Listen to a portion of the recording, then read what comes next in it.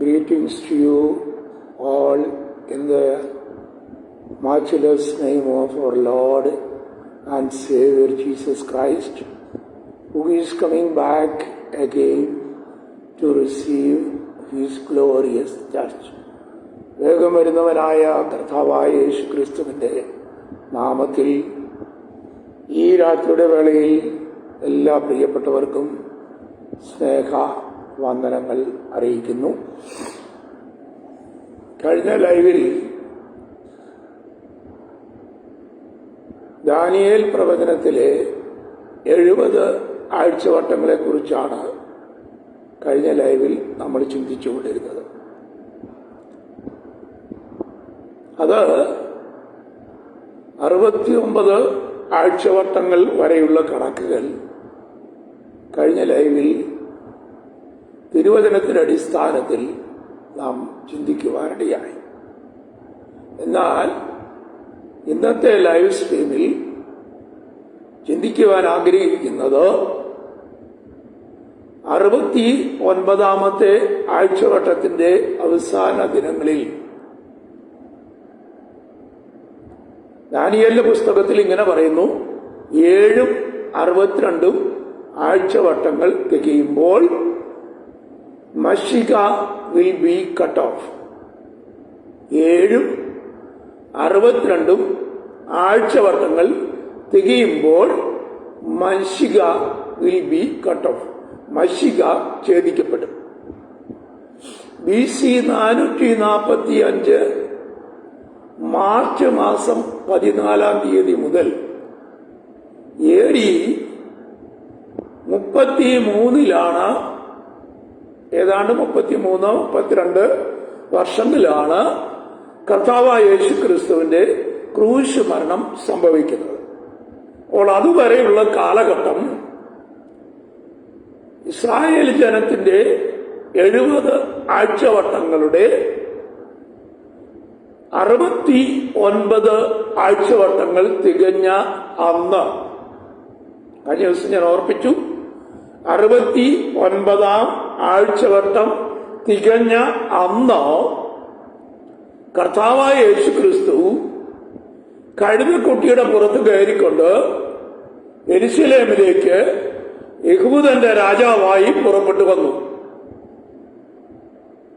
സക്കറിയ 9-ാം അധ്യായത്തിൽ 9 മുതൽ 11 വരെ രേഖപ്പെടുത്തിയിരിക്കുന്ന വാക്യങ്ങളുടെ അടിസ്ഥാനത്തിൽ പ്രവചനത്തിലെ നിറവേറലെന്ന് വേണം മത്തായി 21-ന്റെ 1 മുതൽ 10 വരെയുള്ള വാക്യങ്ങളും ലൂക്കോസിന്റെ 19-ാം അധ്യായത്തിലെ ചില വാക്യങ്ങളുടെ അടിസ്ഥാനത്തിലും കർത്താവായ യേശു ക്രിസ്തു വാഹനമൃഗത്തിന്റെ പുറത്ത് കഴുതക്കുട്ടിയുടെ പുറത്ത് കയറിക്കൊണ്ട് യെരുശലേമിലേക്ക് വരുന്നു.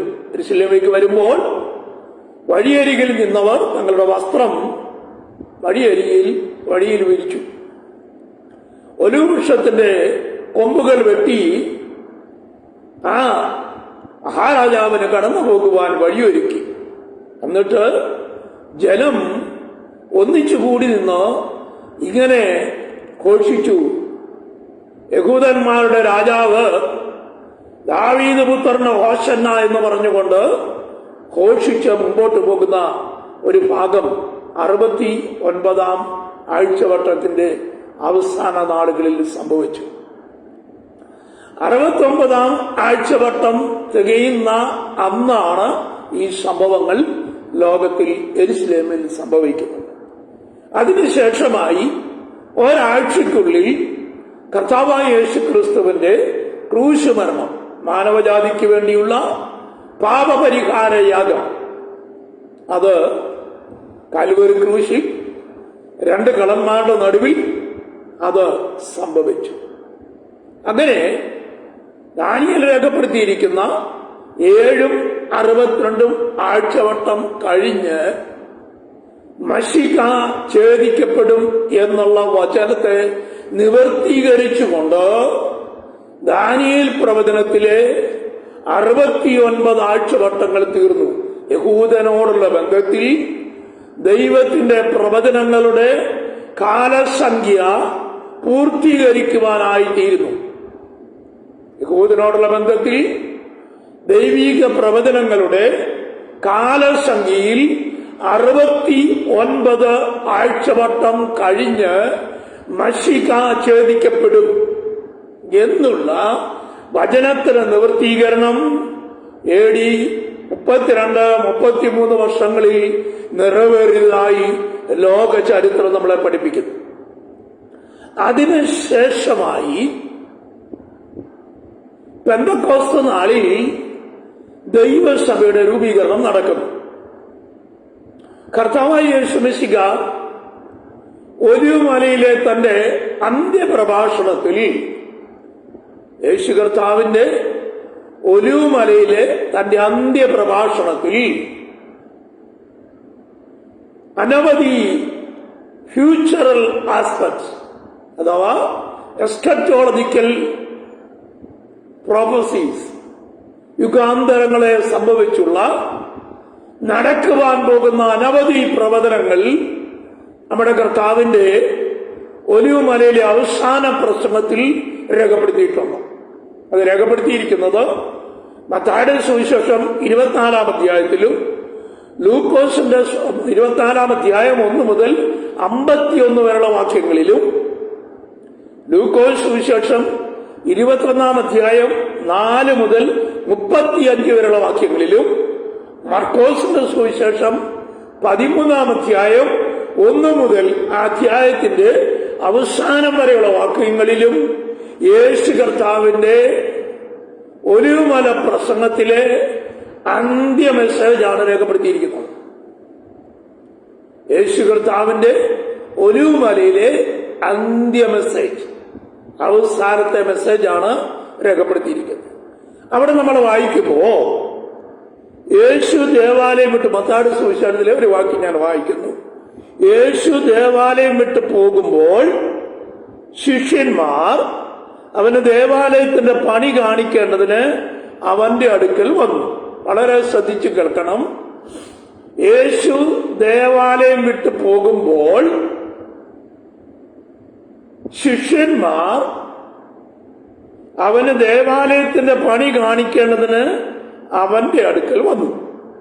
അവൻ അവരോട്, ഇതെല്ലാം കാണുന്നില്ലയോ? ഇടിഞ്ഞു പോകാതെ കല്ലിന്മേൽ കല്ല് ഇവിടെ ശേഷിക്കയില്ല എന്ന് സത്യമായിട്ട് ഞാൻ നിങ്ങളോട് പറയുന്നു. അതാണ് സുവിശേഷം 24-ാം അധ്യായത്തിന്റെ 1-2 വാക്യങ്ങളാണ് ഞാൻ ഇവിടെ വായിച്ചു കേൾപ്പിച്ചത്. യെരുശലേം ദേവാലയം വിട്ട് കർത്താവ് പുറപ്പെടുമ്പോൾ തന്റെ ശിഷ്യന്മാർ യേശുവിനോട് കാണിക്കുന്നു, കർത്താവ് എത്ര മനോഹരമായ ഒരു ദേവാലയം, ശലോമോനാൽ പണി കഴിക്കപ്പെട്ട ദേവാലയം. അത് ബാബിലോൺ ചക്രവർത്തിയായ നെബൂഖദ്നേസർ BC 587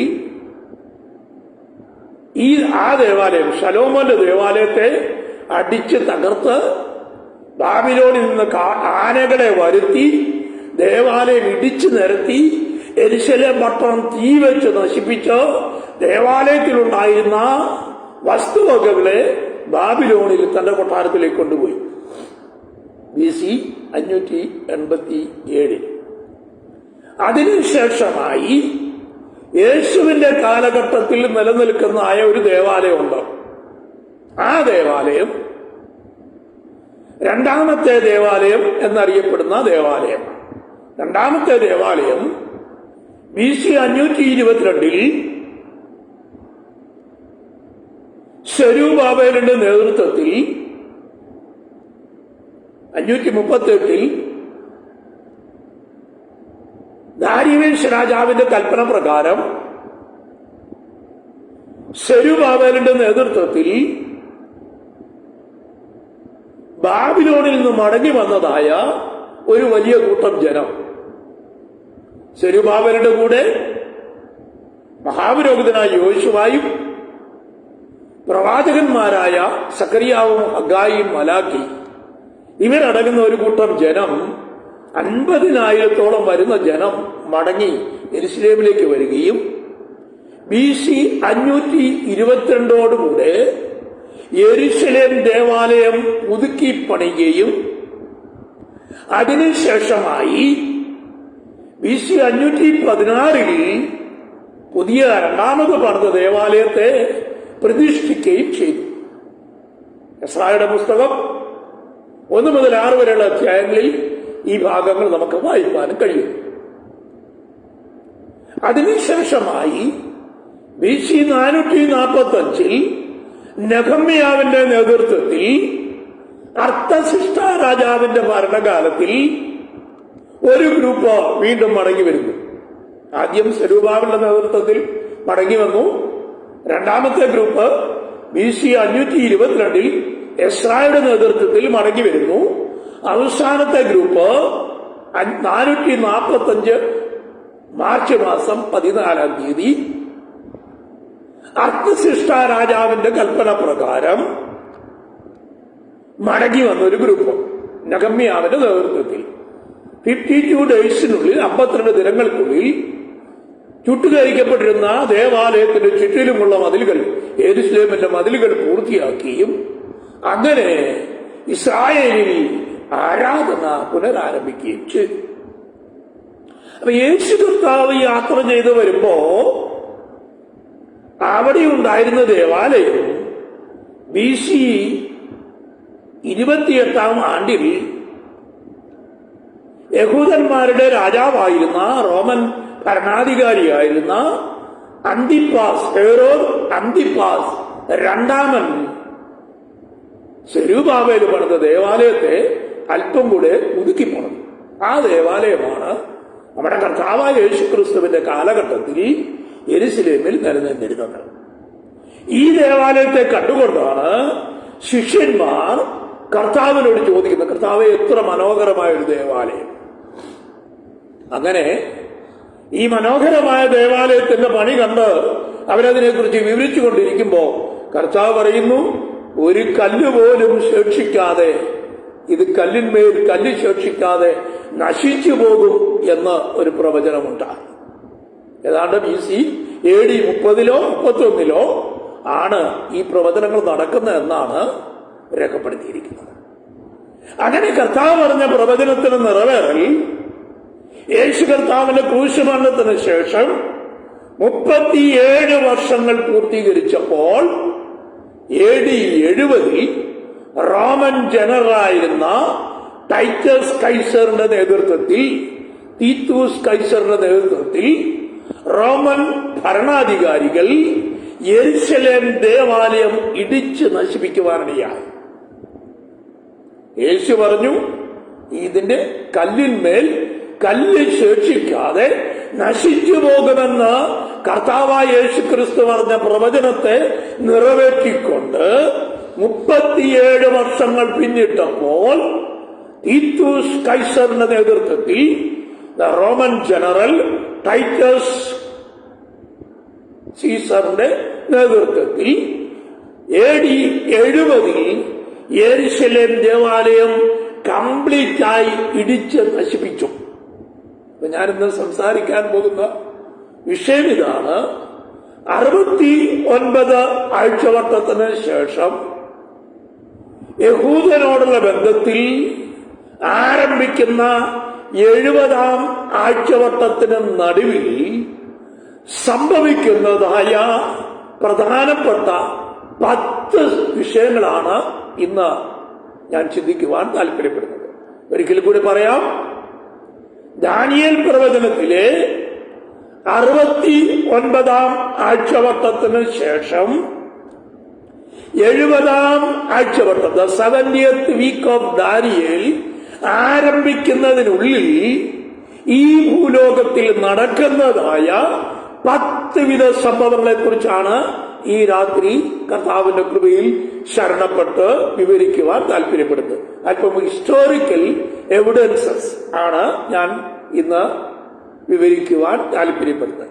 മത്തായി 24-ാം അധ്യായം 1 മുതൽ 51 വരെയുള്ള വാക്യങ്ങളിലും, ലൂക്കോസ് 21-ാം അധ്യായം 4 മുതൽ 45 വരെയുള്ള വാക്യങ്ങളിലും, മർക്കോസിന്റെ സുവിശേഷം 13-ാം അധ്യായം അതിന്റെ 1 മുതൽ ഉള്ള വാക്യങ്ങൾ, 13-ാം അധ്യായം മുഴുവൻ, ഈ 3 അധ്യായങ്ങളിൽ യേശു കർത്താവിന്റെ ഒലിവുമലയിലെ അന്ത്യപ്രസംഗമാണ് രേഖപ്പെടുത്തിയിരിക്കുന്നത്.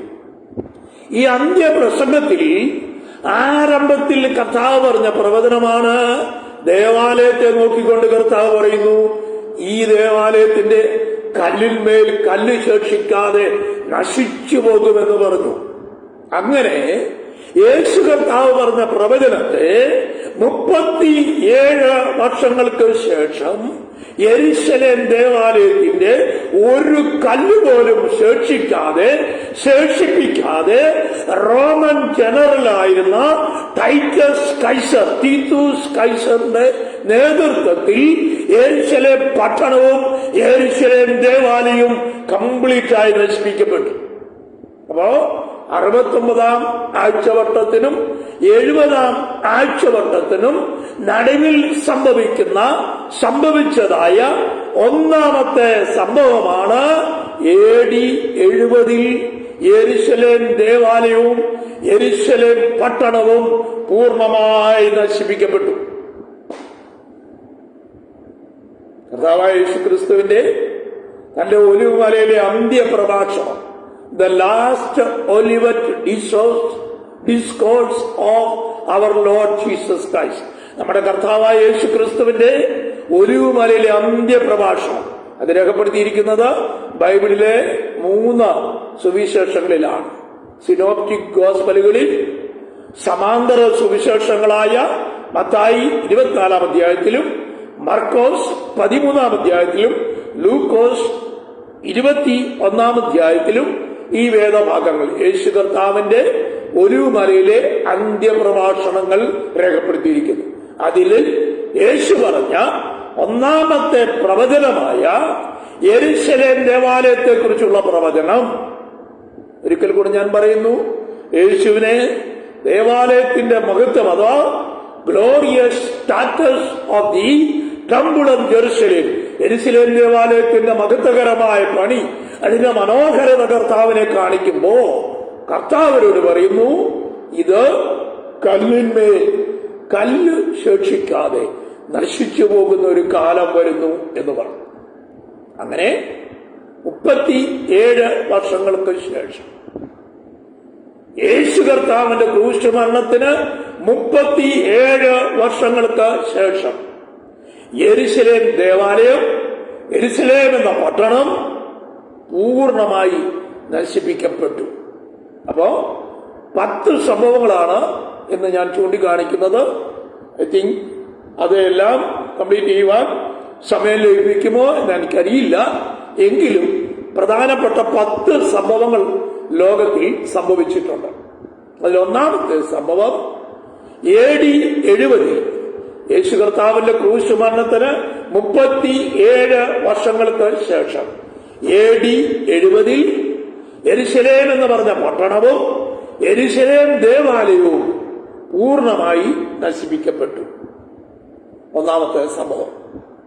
രണ്ടാമത്തെ സംഭവം AD 70 യഹൂദ ജാതി ലോകത്തിന്റെ വിവിധ രാജ്യങ്ങളിലേക്ക് ചിതറിപ്പോയി.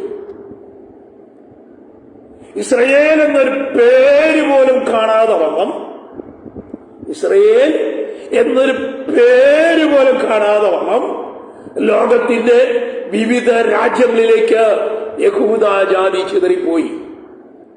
ഒന്നാമത്തെ സംഭവം AD 70 യെരുശലേം ദേവാലയം കംപ്ലീറ്റ് ആയി നശിപ്പിക്കപ്പെടുന്നു. ടൈറ്റസ് കൈസറിന്റെ നേതൃത്വത്തിൽ, റോമൻ ജനറൽ തീത്തൂസ് കൈസറിന്റെ നേതൃത്വത്തിൽ AD 70 യെരുശലേം പട്ടണം പിടിച്ചടക്കുകയും യെരുശലേം ദേവാലയവും യെരുശലേം എന്ന് പറഞ്ഞ പട്ടണവും കംപ്ലീറ്റ് ആയി നശിപ്പിക്കപ്പെടുകയും ചെയ്തു. യേശു കർത്താവിന്റെ ക്രൂശ് മരണത്തിന് 37 വർഷങ്ങൾക്ക് ശേഷം. ഈ സംഭവത്തോടുകൂടെ യഹൂദ ജാതി ലോകരാജ്യങ്ങളിൽ നിന്ന് പൂർണ്ണമായി നാമാവിശേഷമായി.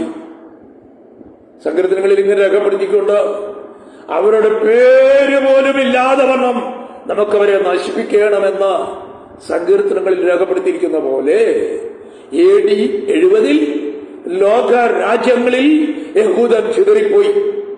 യൂറോപ്യൻ രാജ്യങ്ങളിൽ Germany, Italy, Europe, Russia, America, even നമ്മുടെ കേരളത്തിൽ പോലും യഹൂദന്മാർ ചിതറിപ്പാർത്തു.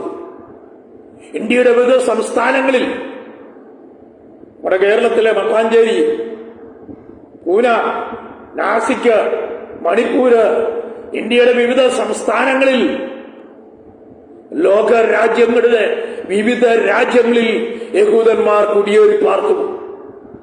എന്ന് പറഞ്ഞാൽ AD 70 യെരുശലേം ദേവാലയം നശിപ്പിക്കപ്പെട്ടതോടുകൂടെ,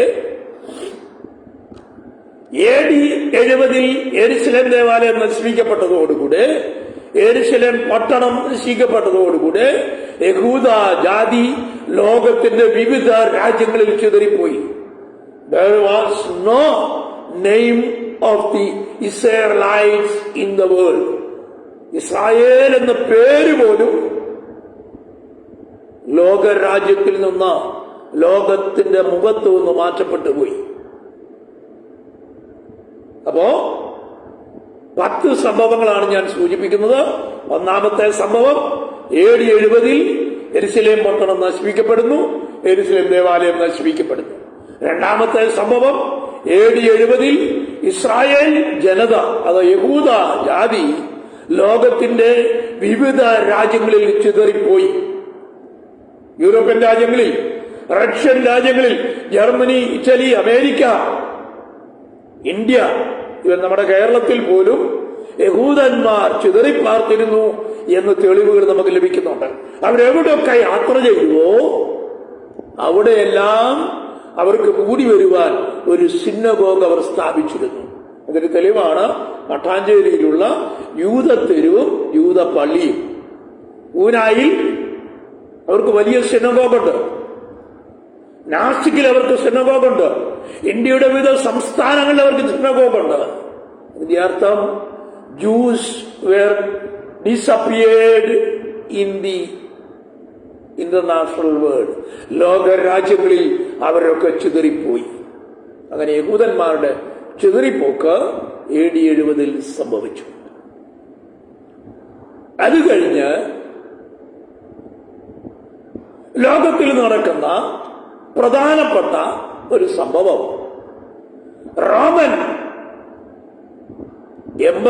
എംപയർ, റോമൻ സാമ്രാജ്യം. റോമൻ സാമ്രാജ്യമാണ് യെരുശലേം പട്ടണം നശിപ്പിച്ചതും യെരുശലേം ദേവാലയം ഇടിച്ചു കുത്തി മരിച്ചു കളഞ്ഞതും.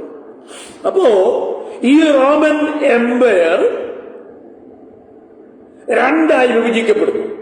ഒന്ന് ഈസ്റ്റേൺ റോമൻ എംപയർ, രണ്ട് ദ വെസ്റ്റേൺ റോമൻ എംപയർ. കിഴക്കൻ റോമൻ സാമ്രാജ്യവും പടിഞ്ഞാറൻ റോമൻ സാമ്രാജ്യവും. BC 63 റോമൻ എംപയർ സ്ഥാപിക്കപ്പെടുന്നു. അതിനുശേഷമായത് വളർന്ന് റോമൻ എംപയറിന്റെ ഭരണകാലഘട്ടമാണ് യേശു കർത്താവിന്റെ ക്രൂശുമരണം നടക്കുന്നത്. റോമൻ ഭരണാധികാരികളാണ് യേശുവിനെ ക്രൂശിന്മേൽ തറയ്ക്കുന്നത്. അവരാണ് യഹൂദന്മാരുടെ പട്ടണമായ യെരുശലേം നശിപ്പിക്കുന്നത്. അവരാണ് യെരുശലേം ദേവാലയം ചുട്ടു നശിപ്പിച്ചത്. അവസാനമായി ഉണ്ടായിരുന്ന ഹെരോദ് അന്തിപ്പാസ് ദ ഗ്രേറ്റ്, അദ്ദേഹം പണി കഴിപ്പിച്ചതായ, പുതുക്കി പണിതതായ ദേവാലയം, നമ്മുടെ കർത്താവായ യേശുവിന്റെ കാലഘട്ടത്തിൽ നിലനിന്നിരുന്നതായ യെരുശലേം ദേവാലയം AD 70 ടൈറ്റസ് കൈസർ തന്റെ സകല സൈന്യവുമായി യെരുശലേം പട്ടണം പിടിച്ചടക്കുകയും അതോടുകൂടെ റോമൻ ഭരണാധികാരികൾ യെരുശലേമിനെ കംപ്ലീറ്റ് ആയി നശിപ്പിച്ചു കളയും. അപ്പോ അന്ന് നിലനിന്നിരുന്ന ഏറ്റവും ശക്തമായ ഭരണകൂടമായിരുന്നു റോമൻ എംപയർ, റോമൻ ഭരണകൂടം. ആ റോമൻ സാമ്രാജ്യം അത് രണ്ടായി വിഭജിക്കപ്പെടുന്നു. AD 395 റോമൻ സാമ്രാജ്യം രണ്ടായി വിഭജിക്കപ്പെട്ടു. ഒന്ന് കിഴക്കൻ റോമൻ സാമ്രാജ്യം. ആ കിഴക്കൻ റോമൻ സാമ്രാജ്യത്തിൽ റോം അവരുടെ തലസ്ഥാന നഗരിയും ഗ്രീക്ക് അവരുടെ ഒഫീഷ്യൽ ഭാഷയുമായിരുന്നു. കിഴക്കൻ റോമൻ സാമ്രാജ്യം, ആ സാമ്രാജ്യത്തിൽ Rome as the capital city and Greek language as the official language of the Eastern Roman Empire. കിഴക്കൻ റോമൻ സാമ്രാജ്യത്തിന്റെ തലസ്ഥാന നഗരം റോം എന്ന പട്ടണവും യവനായ ഭാഷ അഥവാ ഗ്രീക്ക് ഭാഷ അവരുടെ ഔദ്യോഗിക ഭാഷയുമായും അവർ തിരഞ്ഞെടുത്തു. ഈ റോമൻ സാമ്രാജ്യം അഥവാ കിഴക്കൻ സാമ്രാജ്യം AD 476 ലോകത്തിൽ നിന്ന് നാമാവശേഷമായി. അപ്പോ ഒരിക്കൽ കൂടെ ഞാൻ ഓർപ്പിക്കട്ടെ, AD 395 റോമൻ സാമ്രാജ്യം രണ്ടായി വിഭജിക്കപ്പെടുന്നു. ഒന്ന് കിഴക്കൻ റോമൻ സാമ്രാജ്യം. ആ റോമൻ സാമ്രാജ്യത്തിന്റെ ഭരണസിരാകേന്ദ്രം റോം എന്ന് പറഞ്ഞ പട്ടണവും ഗ്രീക്ക് അവരുടെ ഭരണഭാഷയുമായിരുന്നു. അവർ ഈസ്റ്റേൺ ഓർത്തഡോക്സ് ചർച്ചുകളെ പിൻപറ്റിക്കൊണ്ടിരുന്ന ഒരു കഠിനോപദേശങ്ങളെ പിൻപറ്റുന്ന ചില ഓർത്തഡോക്സ് വിശ്വാസികൾ നിറഞ്ഞ ഒരു ഭരണകൂടം. ആ ഭരണകൂടം AD 476 ഭൂമുഖത്ത് നിന്ന് പൂർണ്ണമായി മാറ്റപ്പെടുന്നു. എന്നാൽ വെസ്റ്റേൺ റോമൻ സാമ്രാജ്യം അതാ പടിഞ്ഞാറൻ റോമൻ സാമ്രാജ്യം കോൺസ്റ്റന്റൈൻ എന്ന ചക്രവർത്തിയുടെ പേരിലുള്ള കോൺസ്റ്റാന്റിനോപ്പിൾ, ആ പട്ടണം അവരുടെ തലസ്ഥാന നഗരിയും ആ പടിഞ്ഞാറൻ റോമൻ സാമ്രാജ്യത്തിന്റെ ഔദ്യോഗിക ഭാഷ ലാറ്റിൻ ഭാഷയും അവരുടെ ഒഫീഷ്യൽ റിലീജിയൻ റോമൻ കാത്തലിക് റിലീജിയനുമായിരുന്നു. ശ്രദ്ധിക്കുക, വെസ്റ്റേൺ റോമൻ എംപയർ അവരുടെ ഭരണസിരാകേന്ദ്രം കോൺസ്റ്റാന്റിനോപ്പിൾ എന്ന് പറഞ്ഞ പട്ടണം. ആ പട്ടണത്തിന്റെ പേരാണ് കോൺസ്റ്റന്റൈൻ എന്ന രാജാവിന്റെ 323 കോൺസ്റ്റന്റൈൻ റോമൻ ചക്രവർത്തിയായി ഭരണാധികാരമേൽക്കുകയും അതോടുകൂടാണ് Christian church become royal church. Christianity royal ചർച്ചായി മാറ്റപ്പെടുന്നു, രാജകീയ സഭയായി മാറ്റപ്പെടുന്നു. അങ്ങനെ വെസ്റ്റേൺ റോമൻ എംപയറിൽ കോൺസ്റ്റാന്റിനോപ്പിൾ അവരുടെ ഭരണ സ്ഥിരാകേന്ദ്രവും ലാറ്റിൻ അവരുടെ ഒഫീഷ്യൽ ലാംഗ്വേജും അതുപോലെ തന്നെ റോമൻ കാത്തലിക് ചർച്ച് ഒഫീഷ്യൽ റിലീജിയനുമായി പിന്തുടർന്നുകൊണ്ടിരുന്നു.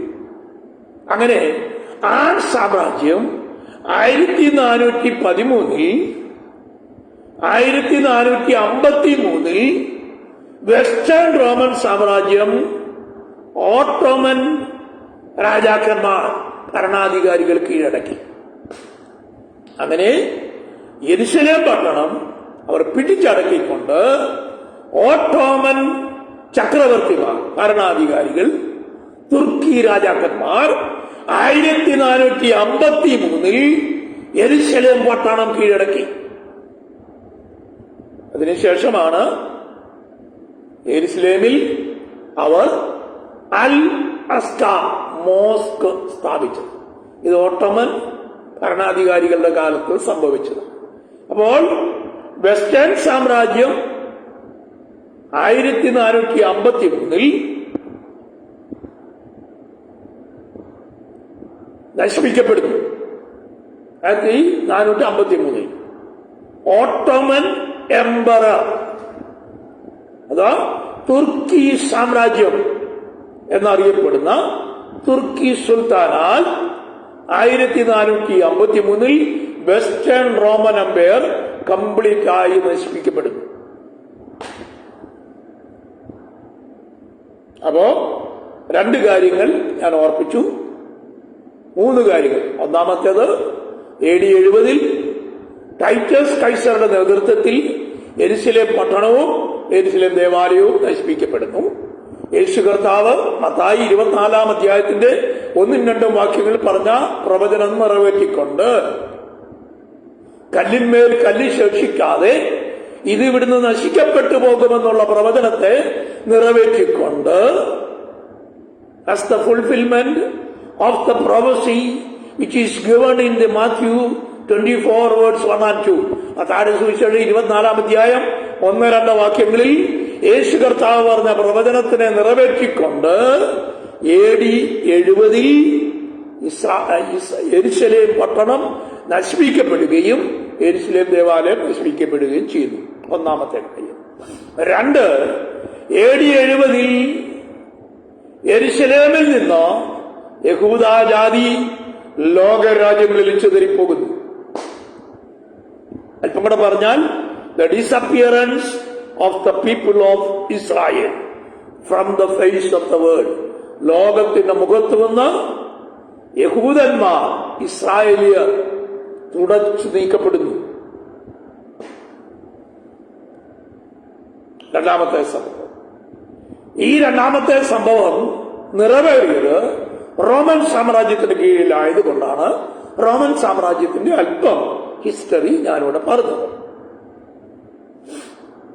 കിഴക്കൻ സാമ്രാജ്യമായും പടിഞ്ഞാറൻ സാമ്രാജ്യമായും 395 അവർ വിഭജിക്കപ്പെട്ടു. കിഴക്കൻ സാമ്രാജ്യം 476 ലോകത്തിൽ നിന്ന് നാമാവിശേഷമായി. പടിഞ്ഞാറൻ സാമ്രാജ്യം 1453 തുർക്കി രാജാക്കന്മാർ യെരുശലേമിനെ കീഴടക്കിക്കൊണ്ട് അവർ ലോക സാമ്രാജ്യത്വം ഏറ്റെടുത്തു. അല്പം കൂടെ പറഞ്ഞാൽ those who have been conquering the Jerusalem, he will be called as the world emperor. യെരുശലേമിനെ കീഴ്പ്പെടുത്തുന്നവൻ ലോകരാജ്യം സാമ്രാജ്യത്വം സ്ഥാപിക്കും എന്നൊരു ചൊല്ലുണ്ട്.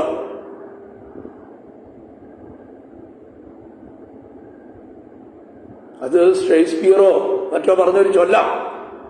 Those who are conquering the city of Jerusalem, they will be called as the world emperor. ഇതാണ് സംഭവിച്ചത്. ഒന്നാം സാമ്രാജ്യമായ Babylon, they have conquered Jerusalem. അത് കഴിഞ്ഞ് Babylon Empire ആരംഭിച്ചു. അങ്ങനെ രണ്ടാം സാമ്രാജ്യം പേർഷ്യൻ എംപയർ ആരംഭിച്ചു.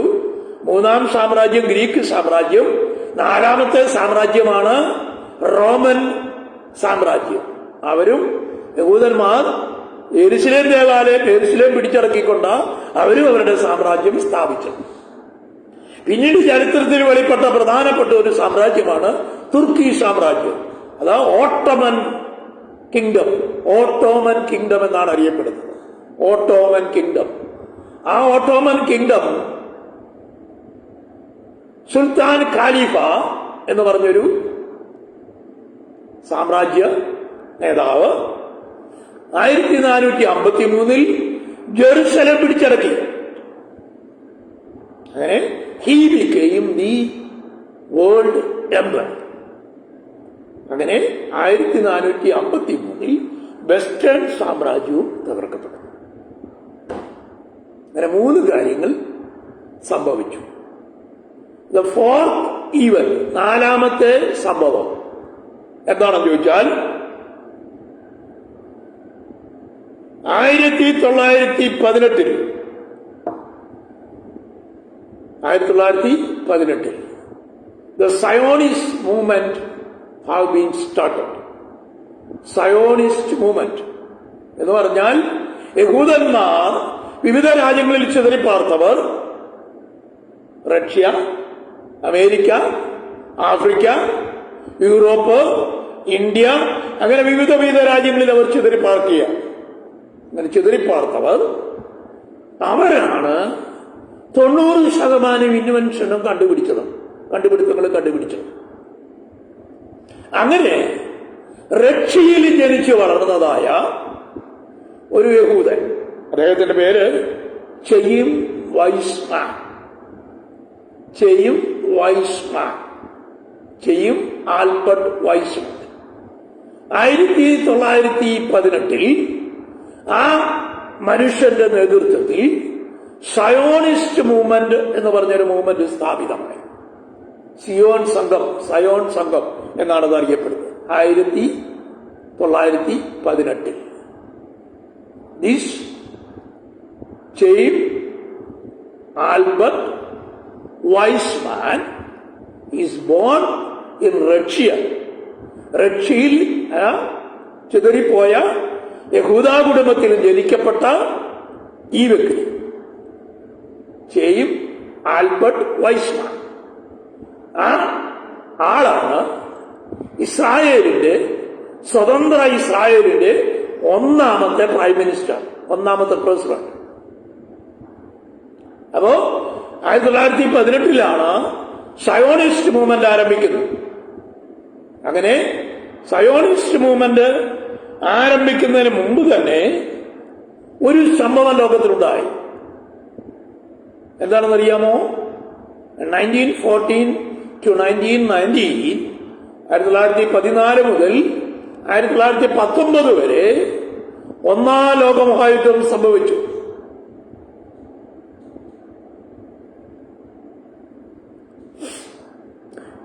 ആയിരത്തി 1914 മുതൽ 19 വരെ ഒന്നാം ലോകമഹായുദ്ധം.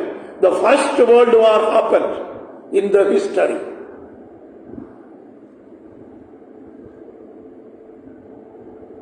ഒന്നാം ലോകമഹായുദ്ധം സംഭവിക്കുന്നു. ഒന്നാം ലോകമഹായുദ്ധം തീരുന്നതിന് അല്പനാളുകൾക്ക് മുമ്പ് സയോണിസ്റ്റ് മൂവ്മെന്റ് ആരംഭിക്കുന്നു. 1918 ചെയിം ആൽബർട്ട് വൈസ്മാൻ എന്ന് പറഞ്ഞ റഷ്യയിൽ ജനിച്ചതായ യഹൂദനായ ഒരു ജനറലിന്റെ നേതൃത്വത്തിൽ. അങ്ങനെ ഈ സയോണിസ്റ്റ് മൂവ്മെന്റ് ആരംഭിക്കുന്നത് അവരുടെ വാദം ഇതായിരുന്നു: ഞങ്ങൾക്ക് ഞങ്ങളുടെ വാക്തത്വ നാട്, ഞങ്ങളുടെ പിതാക്കന്മാരുടെ ദേശം ഞങ്ങൾക്ക് വേണം എന്ന് പറഞ്ഞുകൊണ്ടാണ്, എന്ന മുദ്രാവാക്യം ഉയർത്തിക്കൊണ്ടാണ് സയോണിസ്റ്റ് മൂവ്മെന്റ് രൂപീകരിക്കുന്നത്. സയോണിസ്റ്റ് മൂവ്മെന്റ് രൂപീകരിക്കുന്നതിന്റെ ഏറ്റവും പ്രധാനപ്പെട്ട ലക്ഷ്യം നഷ്ടപ്പെട്ടു പോയതായ ഞങ്ങളുടെ പിതാക്കന്മാരുടെ ദേശമായ ഇസ്രായേൽ ഞങ്ങൾക്ക് മടക്കി കിട്ടണം. അങ്ങനെയാണ് ചെയിം ആൽബർട്ട് വൈസ്മാന്റെ നേതൃത്വത്തിൽ ഒന്നാം ലോകമഹായുദ്ധം തീരുന്നതിന് അല്പകാലഘട്ടങ്ങൾക്ക് മുമ്പ് സയോണിസ്റ്റ് മൂവ്മെന്റ് എന്ന മൂവ്മെന്റ് ആരംഭിക്കുന്നു. അങ്ങനെ ഒന്നാം ലോകമഹായുദ്ധം തീരുന്നതിന് അല്പം മുമ്പ് സയോണിസ്റ്റ് മൂവ്മെന്റ് ആരംഭിക്കുന്നു. അങ്ങനെ സയോണിസ്റ്റ് മൂവ്മെന്റ് ആരംഭിച്ചു കഴിഞ്ഞ് നാലാമത്തെ സംഭവമാണ് ഞാൻ പറഞ്ഞത്. 1918 സയോണിസ്റ്റ് മൂവ്മെന്റ് ആരംഭിക്കുന്നു. അഞ്ചാമത്തെ സംഭവം 1914 മുതൽ 14 ജൂലൈ മാസം 1-ാം തീയതി മുതൽ 18 നവംബർ അവസാനം വരെയുള്ള കാലഘട്ടത്തിൽ the first world war happened in the world. ഒന്നാം ലോകമഹായുദ്ധം സംഭവിക്കുന്നു. ഒന്നാം ലോകമഹായുദ്ധം സംഭവിക്കുന്നു. അഞ്ചാമത്തെ കാര്യം, അതിൽ United Kingdom, France, United States of America, Japan, Italy ഇങ്ങനെയുള്ള രാജ്യങ്ങൾ ചേർന്ന് യുദ്ധമുണ്ടാകും. ഫസ്റ്റ് വേൾഡ് വാർ അഞ്ചാമത്തെ സംഭവത്തിൽ ഉൾപ്പെടുത്തുന്നതാണ്. അതിൽ 1914 മുതൽ 19 വരെയുള്ള 5 വർഷക്കാലമാണ് ഒന്നാം ലോകമഹായുദ്ധം സംഭവിക്കുന്നത്. അതിൽ പ്രധാനപ്പെട്ട കക്ഷികൾ United Kingdom, France, United Nations, United States of America, Japan and Italy. ഇതൊരു ഗ്രൂപ്പായിരുന്നു. They have won the first world war. അവരാണ് ഒന്നാം ലോകമഹായുദ്ധം ജയിക്കുന്നത്. അങ്ങനെ ഒന്നാം ലോകമഹായുദ്ധം അഞ്ചാമത്തെ സംഭവമായി രേഖപ്പെടുത്തുന്നു. അവർ ആരെയാണ് പരാജയപ്പെടുത്തിയതും കൂടെ അല്പ ഹിസ്റ്ററി എന്ന് കേട്ടോ. ഒന്നാം ലോകമഹായുദ്ധത്തിൽ Germany and Austro Hungary empire, so called Ottoman empire, Jerusalem കീഴടക്കി വെച്ചിരിക്കുന്ന ഓട്ടോമൻ എംപയർ, തുർക്കി എംപയർ, അവര് ആയിരുന്നു United Kingdom, USA, France, Japan and Italy ഇങ്ങനെ പറയുന്ന രാജ്യങ്ങൾക്ക് എതിരായി യുദ്ധം ചെയ്ത രാജ്യങ്ങൾ. അങ്ങനെ ജപ്പാനും യുണൈറ്റഡ് നേഷൻസും United Kingdom, Britain, France, USA, Japan and Italy ഈ ഗ്രൂപ്പ് ജയിക്കുവാനിടയാണ്. അങ്ങനെ ഫസ്റ്റ് വേൾഡ് വാറിൽ അങ്ങനെ ഒരു സംഭവം ഉണ്ടായി. അതിനുശേഷമായി ഈ സംഭവങ്ങളൊക്കെ നടക്കുന്നത് first world war, both world war are happened for the regeneration of the people of Israel. Israel ജനത്തിന്റെ പുനരുദ്ധീകരണത്തിന് വേണ്ടിയാണ് സംഭവിച്ചത്. ഒന്നാം ലോകമഹായുദ്ധവും അതിനുവേണ്ടിയാണ് സംഭവിച്ചത്. അതോടുകൂടിയാണ് സയോണിസ്റ്റ് മൂവ്മെന്റ് ആരംഭിക്കുന്നു. സയോണിസ്റ്റ് മൂവ്മെന്റോടുകൂടെ ജൂസ് റിഫോംഡ് ലൈക്ക് എനിത്തിങ്. യഹൂദന്മാർ അവർ നവീകരിക്കപ്പെടുവാൻ തുടങ്ങി. അവർ ജനത്തോട് ആഹ്വാനം ചെയ്യാൻ തുടങ്ങി, we need to get our homeland, നമ്മുടെ പിതൃദേശം നമുക്ക് ലഭിക്കണം. അങ്ങനെ അവർ ആഗ്രഹിച്ച് അവർ പ്രയത്നിച്ചുകൊണ്ടിരുന്നു. ഒന്നാം ലോകമഹായുദ്ധം കഴിഞ്ഞു. അതിനുശേഷം യഹൂദ സയോണിസ്റ്റ് മൂവ്മെന്റ് ശക്തമായി വളർന്നുകൊണ്ടിരുന്നു. അങ്ങനെ വളർന്നുകൊണ്ടിരുന്ന സയോണിസ്റ്റ് മൂവ്മെന്റ് നടുവിൽ പുറകെ വരുന്നു the second world war. Second world war is happening. അത് 1939 മുതൽ 1945 വരെയുള്ള സമയങ്ങളിൽ സെക്കൻഡ് വേൾഡ് വാർ ഹാപ്പനിങ്. അതിലെ ഒന്നാമത്തെ ഗ്രൂപ്പ് സെക്കൻഡ് വേൾഡ് വാറിലെ എതിർ കക്ഷികൾ ആരൊക്കെയാണെന്ന് ഞാൻ പറയാം. Germany by the leadership of Adolf Hitler. Italy by the leadership of Benito Mussolini. Third party, Japan, by the leadership of Hirohito Emperor. ഇവര് 3 ഗ്രൂപ്പായിരുന്നു എതിർക്കുന്ന group. Germany by the leadership of Adolf Hitler, Italy by the leadership of Benito Mussolini, third one Japan by the leadership of Hirohito Emperor. അങ്ങനെ ഈ 3 രാജ്യങ്ങൾ എതിരായി നിന്ന പ്രധാനപ്പെട്ട രാജ്യങ്ങൾ കേട്ടുക. 1 Britain, 2 France, 3 USSR, 4 China, America, India. അങ്ങനെ രണ്ടാം ലോകമഹായുദ്ധം ആരംഭിക്കും. രണ്ടാം ലോകമഹായുദ്ധം ആരംഭിച്ചു. ജപ്പാനെയും ഇറ്റലിയെയും ജർമ്മനിയെയും തകർക്കുവാൻ കഴിയാതെ വണ്ണം രണ്ടാം ലോകമഹായുദ്ധം ലോകത്തിൽ ആയിരക്കണക്കിന് ലക്ഷക്കണക്കിന് ജനത്തെ നഷ്ടപ്പെടുത്തി. അങ്ങനെ ഇരിക്കുമ്പോൾ രണ്ടാം ലോകമഹായുദ്ധത്തിന്റെ അവസാനം സംഭവിക്കാൻ കാരണക്കാരനായി തീർന്നത് യഹൂദ ശാസ്ത്രജ്ഞനായ ബെൻ ഗുരിയോനായിരുന്നു. കാരണം 1945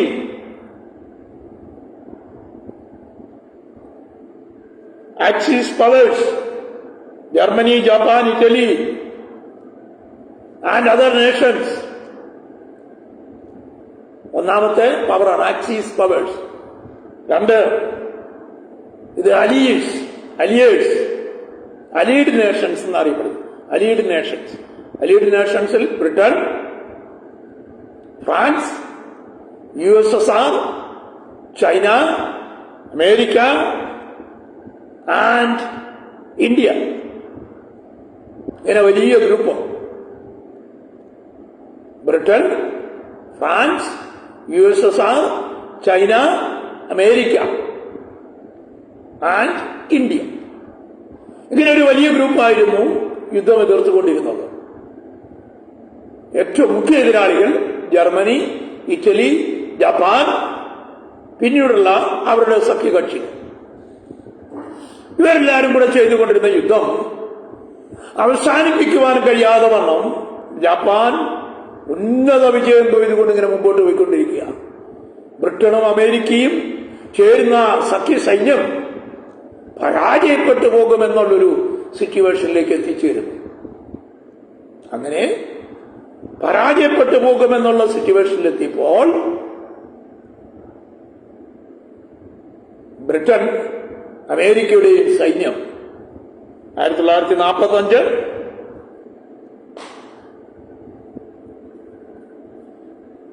ഓഗസ്റ്റ് മാസം 6-ാം തീയതി ഹിരോഷിമയിൽ, ജപ്പാനിലെ ഹിരോഷിമയിൽ ബോംബ് വർഷിച്ചു.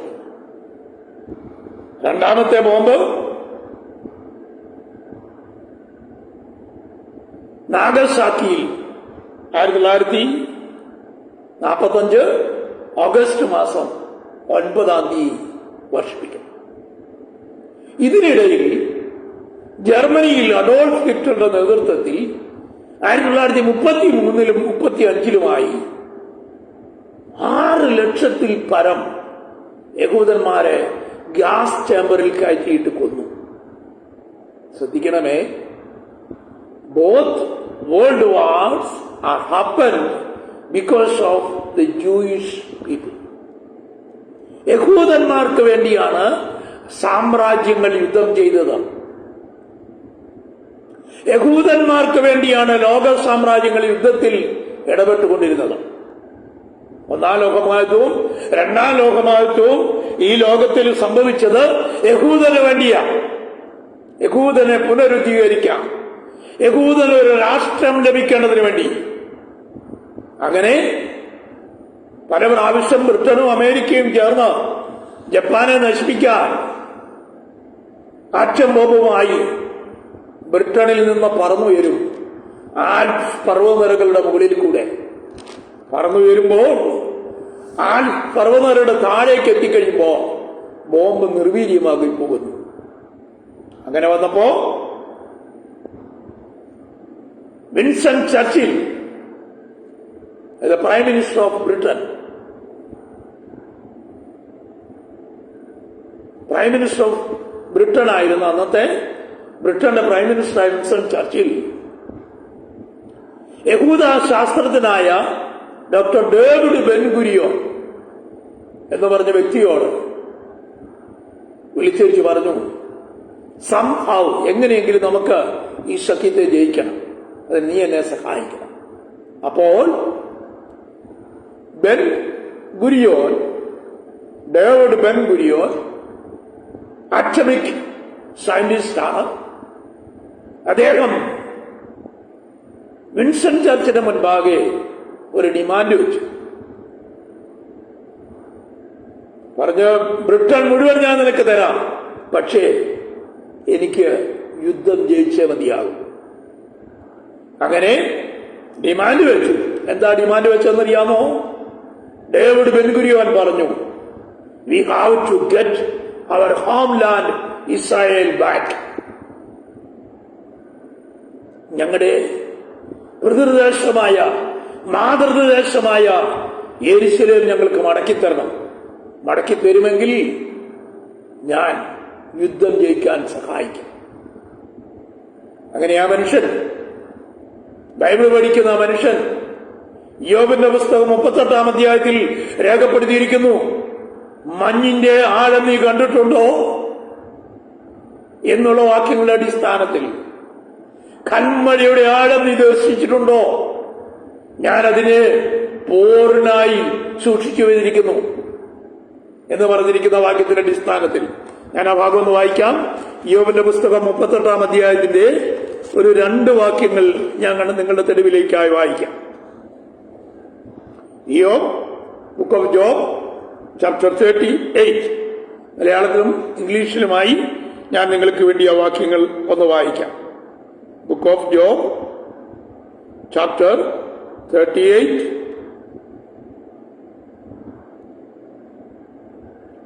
chapter 38, word says,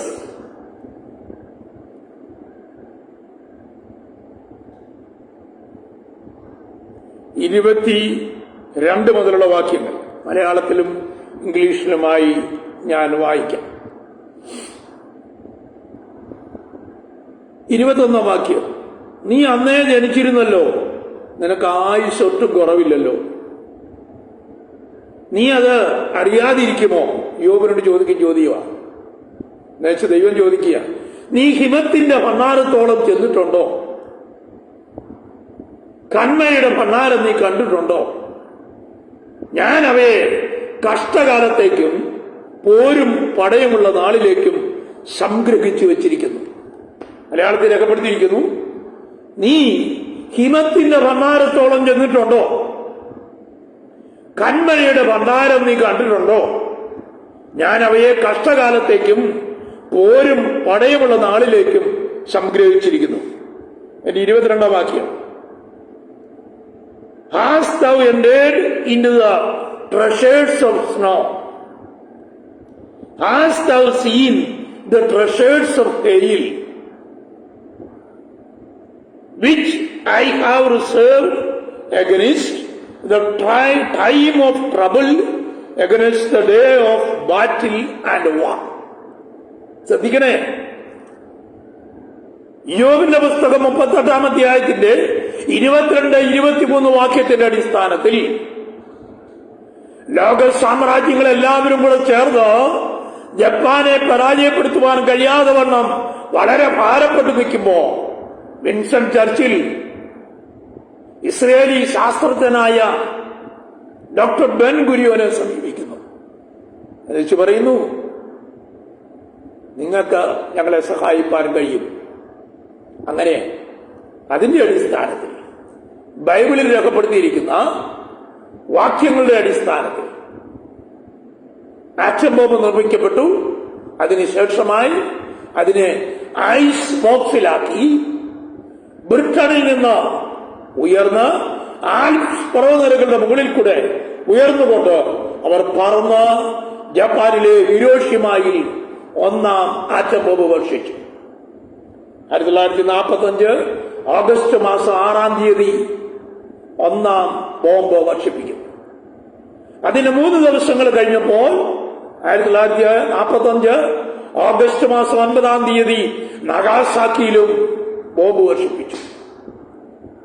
അങ്ങനെ ജപ്പാനോട് United Kingdom, France, USSR, America, China എന്ന് പറയുന്ന ഗ്രൂപ്പുകൾ ജയിച്ചു.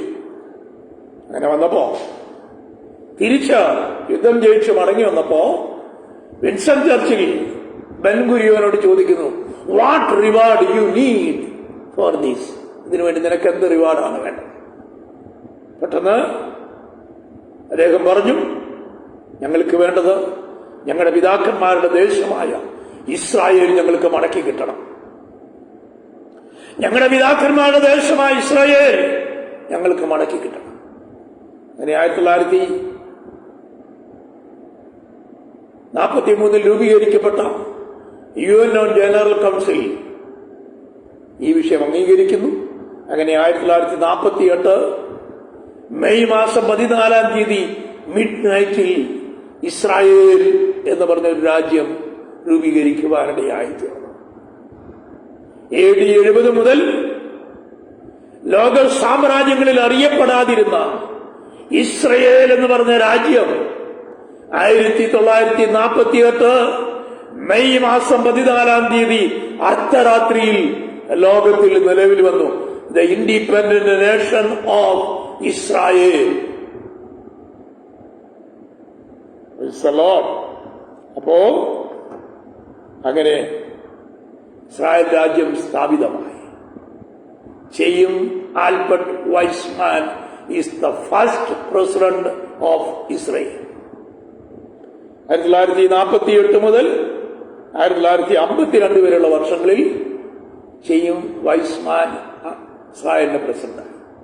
അങ്ങനെ ഇസ്രായേൽ എന്ന് പറഞ്ഞ ഒരു രാജ്യം ഭൂലോകത്തിൽ സ്ഥാപിതമായി. എത്ര വർഷങ്ങൾക്ക് ശേഷമാണെന്നറിയാമോ? ഏതാണ്ട് 1878 വർഷങ്ങൾക്ക് ശേഷം. AD 70 1948 മൈനസ് ചെയ്താൽ 1792 1878 എന്നൊരു കണക്ക് കിട്ടും. 1878 വർഷത്തിന് ശേഷം ഭൂതലത്തിൽ ഇസ്രയേൽ എന്ന് പറഞ്ഞൊരു രാജ്യം സ്ഥാപിക്കും. ഞാനിന്ന് പകൽക്കാലം എന്റെ വാക്കുകൾ ഇവിടെ ചുരുക്കട്ടെ. 1878 വർഷങ്ങൾക്ക് ശേഷം ലോകരാജ്യങ്ങളിൽ ചിതറിപ്പോയ യഹൂദന്മാരെല്ലാവരും കൂടെ മടങ്ങിയവരുടെ രാജ്യമായ ഇസ്രയേലിലേക്ക് മടങ്ങി വന്നു.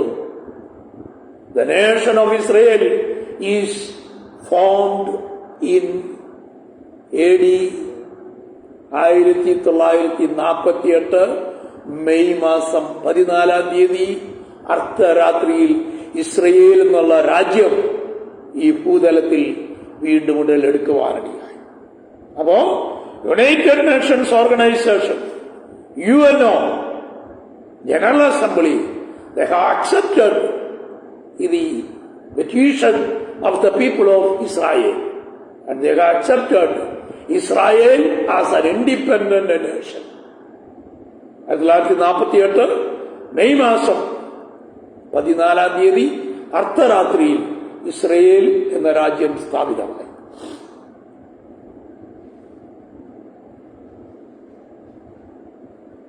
ആയിരത്തി 1945 യുണൈറ്റഡ് നേഷൻസ് ഓർഗനൈസേഷൻ രൂപീകരിക്കപ്പെടുന്നത്. 8ാമത്തെ സംഭവമാണ് യുണൈറ്റഡ് നേഷൻസ് ഓർഗനൈസേഷൻ രൂപീകരിക്കപ്പെടുന്നത്. 9ാമത്തെ സംഭവം formation of European Union in 1993. 1993 European Union എന്നൊരു യൂണിയൻ സ്ഥാപിതമായി. The 10th event in between 69 and 70th week. 69നും 70ാം ആഴ്ചവട്ടത്തിനും നടുവിൽ സംഭവിക്കുന്ന അതിമഹത്തായ ഒരു സംഭവം ഉണ്ടാകും. അതാണ് the rapture of the Church of Christ. ദൈവസഭയുടെ പുനരുത്ഥാനം. അതെപ്പോൾ സംഭവിക്കും? Nobody knows when it will be happening. 10 സംഭവങ്ങളെ കുറിച്ചാണ് ഞാനിന്ന് രാത്രിയുടെ വേളയിൽ സൂചിപ്പിക്കുവാനിടയായത്. 10 സംഭവങ്ങൾ. 1ാമത്തെ സംഭവം, യെരുശലേം ദേവാലയവും യെരുശലേം പട്ടണവും AD 70 നശിപ്പിക്കപ്പെട്ടു. 2, AD 70 യഹൂദന്മാർ ലോകരാജ്യങ്ങളിൽ ചിതറിപ്പോയി. 3, റോമൻ സാമ്രാജ്യത്തിന്റെ വിഭജനം. AD 395 Eastern and Western emperor of Rome, കിഴക്കും പടിഞ്ഞാറും റോമൻ സാമ്രാജ്യം. അങ്ങനെ റോമൻ സാമ്രാജ്യം 1453 വെസ്റ്റേൺ റോമൻ സാമ്രാജ്യത്തെ തകർത്ത് തരിപ്പണമാക്കിക്കൊണ്ട് ലോകത്തിൽ അടുത്തൊരു സാമ്രാജ്യം ഉടലെടുത്തു. ഇത് ഓട്ടോമൻ എംപയർ അഥവാ തുർക്കി സാമ്രാജ്യം. 1453 They have conquered Jerusalem. Jerusalem പട്ടണം അവർ പിടിച്ചടക്കി കൊണ്ട് അവർ ലോക സാമ്രാജ്യത്തെ ഏറ്റെടുത്തു. അതിനുശേഷം 1914 മുതൽ 1919 വരെ 1ാം ലോകമഹായുദ്ധം നടക്കും. 1918 സയോണിസ്റ്റ് മൂവ്മെന്റ് ആരംഭിക്കും. ദെൻ അതിനുശേഷമായി 1939 മുതൽ 45 വരെ the second world war happened. 2ാം ലോകമഹായുദ്ധം സംഭവിച്ചു. 2ാം ലോകമഹായുദ്ധത്തിൽ ബ്രിട്ടൻ, അമേരിക്ക, ഫ്രാൻസ്, USSR എന്ന് പറയുന്ന സഖ്യകക്ഷികൾ ജപ്പാനെയും ഇറ്റലിയും ജർമ്മനിയെയും തകർത്തുകൊണ്ട് വിജയം നേടി. 1945 ഓഗസ്റ്റ് 6 ഓഗസ്റ്റ് 9 അമേരിക്കയുടെയും ബ്രിട്ടന്റെയും സേനകൾ ജപ്പാനിൽ ഹിരോഷിമയിലും നാഗസാക്കിയിലും ബോംബ് വർഷിപ്പിച്ചുകൊണ്ട് ആ യുദ്ധം അമേരിക്കയും ജപ്പാനും ഫ്രാൻസും അടങ്ങുന്ന സഖ്യകക്ഷികൾ ജയിക്കുന്നു. 1945 യുണൈറ്റഡ് നേഷൻസ് രൂപീകരിക്കപ്പെടുന്നു. 1948 മെയ് മാസം 14 ഇസ്രയേൽ എന്നൊരു രാഷ്ട്രം രൂപീകരിക്കപ്പെടുന്നു. 9ാമത്തെ സംഭവം 1993 1993 European Commonwealth, European union, formation of European union happened. 69ാം ആഴ്ചവട്ടത്തിനും 70ാം ആഴ്ചവട്ടത്തിന്റെയും 70ാം ആഴ്ചവട്ടം ആരംഭിക്കുന്നതിന് മുമ്പേ ഇനി ലോകത്തിൽ സംഭവിക്കുവാനുള്ള അതിപ്രധാനമായൊരു സംഭവമാണ്. അതിന് പറയുന്നത് the rapture of the church. കർത്താവിന്റെ സഭ ആകാശമേഘങ്ങളിൽ എടുക്കപ്പെടും. അങ്ങനെ വരുമ്പോഴാണ് വെളിപ്പാട് 4-1 അധ്യായത്തിൽ യോഹന്നാനോട് പറഞ്ഞു, യോഹന്നാനേ, ഇവിടെ കയറി വരുവീൻ, ഇനി സംഭവിക്കാനുള്ളത് ഞാൻ നിനക്ക് കാണിച്ചു തരാം. Church will be raptured into heaven. ദൈവസഭാകാശമങ്ങളിൽ എടുക്കപ്പെട്ട് കഴിയുമ്പോൾ from the next day, the 70th week of people of Israel will be starting in this world. ദൈവസഭ ഈ ലോകത്തിൽ നിന്ന് മാറ്റപ്പെടുന്നതിന് അടുത്ത ദിവസം മുതൽ യഹൂദന് വേണ്ടി മാറ്റിവച്ചിരിക്കുന്ന 70ാം ആഴ്ചവട്ടം ഈ ഭൂലോകത്തിൽ ആരംഭിക്കും. The great tribulation for the people of Israel.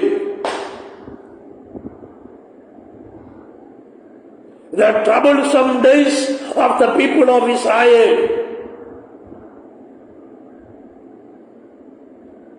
The trouble of Jacob will be starting. The troublesome days of Israel will be starting just after the rapture of the church. ദൈവസഭ ഭൂമിയിൽ നിന്ന് മാറ്റപ്പെടുന്നതോടുകൂടെ അതെപ്പോ സംഭവിക്കുന്ന ആർക്കും പ്രവചിക്കാൻ ഇതുവരെ കഴിഞ്ഞിട്ടില്ല. കർത്താവ് പറഞ്ഞത്, പിതാവല്ലാതെ ആ നാഴികയും നാളും സംബന്ധിച്ചോ, പിതാവല്ലാതെ സ്വർഗത്തിലെ ദൂതന്മാര് പോലും പുത്രനും അറിയുന്നില്ല എന്നാണ് മത്തായിയുടെ സുവിശേഷത്തിലും മർക്കോസ് സുവിശേഷത്തിലും ലൂക്കോസ് സുവിശേഷത്തിലും രേഖപ്പെടുത്തിയിരിക്കുന്നത്. ദൈവസഭയുടെ ഉൾപ്രമാണം അതെപ്പോ സംഭവിക്കും എന്ന് ചോദിച്ചപ്പോ കർത്താവ് പറഞ്ഞിരിക്കുകയാണ്, പിതാവല്ലാതെ പുത്രനും ലോകത്തിലെ ദൂതന്മാരും സ്വർഗത്തിലെ ദൂതന്മാരും അറിയുന്നില്ല. ആ നാളും നാഴികയും സംബന്ധിച്ചോ പിതാവല്ലാതെ പുത്രനും സ്വർഗത്തിലെ ദൂതന്മാർക്ക് പോലും അറിഞ്ഞുകൂടാ. At any time rapture of the church will be happening very soon. കർത്താവായ യേശുക്രിസ്തുവിന്റെ മണവാട്ടി സഭ ആകാശമേഘങ്ങളിൽ എടുക്കപ്പെടും. അറ്റ് എനി ടൈം, എപ്പോൾ വേണമെങ്കിലും സംഭവിക്കാം. ആകയാൽ എന്റെ പ്രിയ സഹോദരങ്ങളെ, Revelation chapter 4:1 I'm reminding you once more. വെളിപ്പാട് പുസ്തകം 4-ാം അധ്യായം 1-ാം വാക്യം ഒരിക്കൽ കൂടെ ഞാൻ നിങ്ങളെ ഓർപ്പിക്കട്ടെ. ഇവിടെ കയറി വരുവീൻ, മേലാൽ സംഭവിക്കാനുള്ളത് ഞാൻ നിനക്ക് കാണിച്ചു തരാം. ആ ഒരു വിളിയോടുകൂടെ കർത്താവായ യേശുക്രിസ്തുവിന്റെ മണവാട്ടി സഭ 1 കൊരിന്ത്യർ 15-ാം അധ്യായം 50 മുതൽ 58 വരെയുള്ള വാക്യങ്ങളുടെ അടിസ്ഥാനത്തിലും 1 തെസ്സലോനിക്ക ലേഖനം 4:13 മുതൽ 16 വരെയുള്ള വാക്യങ്ങളുടെ അടിസ്ഥാനത്തിലും കർത്താവ് താൻ ഗംഭീരനാദത്തോടും പ്രധാന ദൂതന്റെ ശബ്ദത്തോടും കൂടെ സ്വർഗത്തിൽ നിന്ന് ഭൂമിയിലേക്ക് ഇറങ്ങി വരികയും ക്രിസ്തുവിൽ മരിച്ച വിശുദ്ധന്മാർ മുമ്പേ ഉയർത്തെഴുന്നേൽക്കുകയും പിന്നെ ജീവനോടെ ശേഷിക്കുന്ന നാം അവനെ എതിരേൽപ്പാൻ ആകാശമേഘങ്ങളിൽ എടുക്കപ്പെടുകയും ചെയ്യും. യോഹന്നാനോട് വെളിപ്പാട് 4-1 വാക്യത്തിൽ പറഞ്ഞു, ഇവിടെ കയറി വരുവീൻ, മേലാൽ സംഭവിക്കാനുള്ളത് ഞാൻ നിനക്ക് കാണിച്ചു തരാം. അങ്ങനെ 69-നും 70-നും നടുവിലുള്ള 10 വിഷയങ്ങൾ നിറവേറിക്കഴിയുമ്പോ 10ാമത്തെ വിഷയമായിരിക്കുന്ന ദൈവസഭയുടെ ഉൾപ്രമാണം, the rapture of the church will be happening soon. ആകയാൽ എന്റെ പ്രിയ കേൾവിക്കാരെ, എന്റെ പ്രിയ സഹോദരങ്ങളെ, be ready to meet our Lord in the heaven. നമ്മുടെ കർത്താവായ യേശുവിനെ എതിരേൽപ്പാൻ ഒരുങ്ങിക്കൊള്ളുവീൻ എന്ന വാക്കുകളോടുകൂടെ ഞാൻ ഇന്നത്തെ എന്റെ ലൈവ് സ്ട്രീം ഇവിടെ അവസാനിപ്പിക്കട്ടെ. ഞങ്ങളുടെ പ്രിയ കർത്താവേ, ഇന്ന് രാത്രി ഞങ്ങളുടെ പ്രിയപ്പെട്ടവരെ എല്ലാവരെയും തൃക്കരങ്ങളിൽ ഒരു പ്രാവശ്യം കൂടെ ഏൽപ്പിക്കുന്നു. പിതാവിന്റെയും പുത്രന്റെയും പരിശുദ്ധാത്മാവിന്റെ നാമത്തിൽ ജനത്തെ ഇന്ന് രാത്രി അനുഗ്രഹിക്കുന്ന കർത്താവ്, ഏത് സമയത്തും മനുഷ്യപുത്രന്റെ വരവുണ്ടാകാം. ഏത് സമയത്തും എപ്പോഴാണത് സംഭവിക്കുന്ന മനുഷ്യപുത്രനെ പോലും അറിയാത്ത വിധം സ്വർഗത്തിലെ ദൂതന്മാർക്ക് അറിയില്ല. പിതാവായ ദൈവത്തിന്റെ കരങ്ങളിലിരിക്കുന്ന ആ വിഷയത്തിൽ കർത്താവിന്റെ വരവെങ്കിൽ എത്രയും വേഗം കർത്താവിനെ എതിരേൽപ്പാൻ ഒരുങ്ങിക്കൊണ്ട് നിൽക്കുവാൻ എന്റെ കേൾവിക്കാരെ കർത്താവ് ബലപ്പെടുത്തേണ്ടതിനായി എല്ലാവരും തൃക്കരങ്ങളിൽ സമർപ്പിക്കുന്നു. തിരുനാമം ഞങ്ങളിൽ കൂടി ഇന്ന് രാത്രി മഹത്വപ്പെടുത്തണമേ. യേശു കർത്താവിന്റെ നാമത്തിൽ. പ്രിയ പിതാവേ, ചോദിച്ചാൽ this Wednesday we will be discussing about the 70th week of Daniel. The 70th week of Daniel was the last week for the people of Israel. യഹൂദന്മാരുടെ മഹാകഷ്ടകാലം, the great tribulation period of the people of Israel. This subject will be discussing on Wednesday if Lord is not coming. Again, എല്ലാവരെയും ദൈവം അനുഗ്രഹിക്കട്ടെ. This is Pastor Sunny K. Thomas signing off from Changanur. We will meet on Wednesday with the subject of the 70th week of Daniel. May Lord Almighty give you all the blessings. Amen, amen, amen.